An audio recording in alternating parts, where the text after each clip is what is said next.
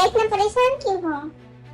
सुबह से बैठा हूँ, 10 वीडियो देख चुका हूँ एक टॉपिक। उस समय लग रहा था कि सब कुछ समझ में आ रहा बढ़िया, बट अब एक क्वेश्चन सॉल्व करने गया वही नहीं हो रहा। ये जो मेरी वाली गलती है ना, 100 में से 90 लोग ऑलरेडी कर रहे हैं। और कमाल की बात पता है क्या, कि हमें इसका नाम तक नहीं पता है।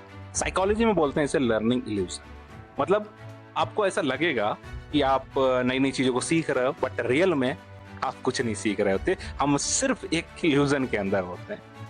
क्योंकि साइकोलॉजी में बोला गया कि अगर आपको कुछ भी सीखना है तो ये 2 स्टेजेस आपको करने पड़ेंगे। पहला है आपको मेमोराइज, सेकेंड स्टेप है आपको न्यूरल पाथवेज क्रिएट करने पड़ते हैं। पर ये 2 चीजें करने के लिए आपको 4 स्टेप्स फॉलो करने पड़ते हैं। इसमें सबसे पहला आता है रिकॉल, सेकंड आ जाएगा आपका लाइक नोट्स, एंड थर्ड आ जाता है आपका प्रैक्टिस, एंड फोर्थ है रिवीजन।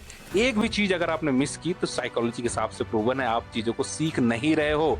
क्यों इतना इंपॉर्टेंस दी गई है, चलिए एक एक करके समझते हैं। सबसे पहला आता है हमारा रिकॉल। इसका मतलब ये कि आप माइंड को बताओगे कि ये चीज हमारे लिए इंपॉर्टेंट है रिकॉल करके। अदरवाइज क्या होगा कि माइंड दिन भर में लाखों चीजें देखता है, वो हर चीज को सोने के टाइम पे भूलने की कोशिश करता है। अगर आपने उसे इंपॉर्टेंस नहीं दी, अटेंशन नहीं दी ये इंपॉर्टेंट है, तो वो उसे भी भुला देगा, तो हो जाएगा आपका पहला स्टेप खराब। तो रिकॉल करना बहुत इंपॉर्टेंट है। अब बात करते हैं स्टेप नंबर 2 जो कि है नोट्स मेकिंग। इसको 2 पार्ट में डिवाइड करेंगे, एक स्ट्रक्चर लर्निंग और दूसरा हो जाता है हमारा मेमोरी कर्व। स्ट्रक्चर लर्निंग बोलती है कि भाई अगर आप नोट्स बना रहे हो तो आप चीजों को स्ट्रक्चर में अरेंज करके उसे नोट्स बनाते हो, राइट, माइंड मैप बना रहे हो, तो आपके माइंड के अंदर लर्निंग भी स्ट्रक्चर्ड होती है। और ये प्रूवन है कि जो स्ट्रक्चर तरीके की लर्निंग होती है वो ज्यादा दिन तक याद रहता है जो मेसी तरीके से होती है, अगर आप इससे कंपेयर करोगे। अब सेकंड स्टेप होता है हमारा मेमोरी कर्व। इसमें ये बोला गया है कि आप जैसे ही सोते हो ना तो 50% ऑफ द चीजें आप भूल जाते हो। नेक्स्ट डे 10 दिन के बाद अगर नोट्स नहीं तो आप इसी लूप में फिर से वीडियो देखोगे, फिर यहीं पे आके छोड़ दोगे, तो आप इसी लूप में फंसोगे। आप कभी भी at least in short term memory में आप चीजों को डाल ही नहीं पा रहे, तो लॉन्ग टर्म में कैसी जाएंगी। तो ये दोनों स्टेप से आप शॉर्ट टर्म में एटलीस्ट चीजों को डाल रहे हो। अभी भी लर्निंग हुई नहीं। अब हम आते हैं स्टेप नंबर 3।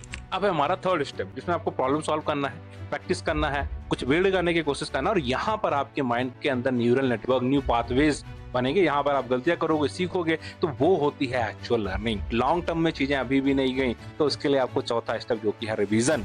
रिवीजन एक ही दिन में अगर आप कर लोगे सारा, बार बार 10 बार, कोई फायदा नहीं। एक पर्टिकुलर टाइम फ्रेम के अंदर, for example 3rd day, 7th day और 21st डे, इस तरीके इतना टाइम गैप देके अगर आप चीजों को रिवाइज करोगे ना, तब जाके माइंड में वो शॉर्ट टर्म से लॉन्ग टर्म के अंदर जाती हैं, और जो कि इंपॉर्टेंट है, तभी हम बोलते हैं ये लर्निंग हुई। तो ऐसी चीजें अगर आपको सीखना है, कैसे जल्दी से चीजों को सीखते हैं, तो इस चैनल को सब्सक्राइब करिएगा।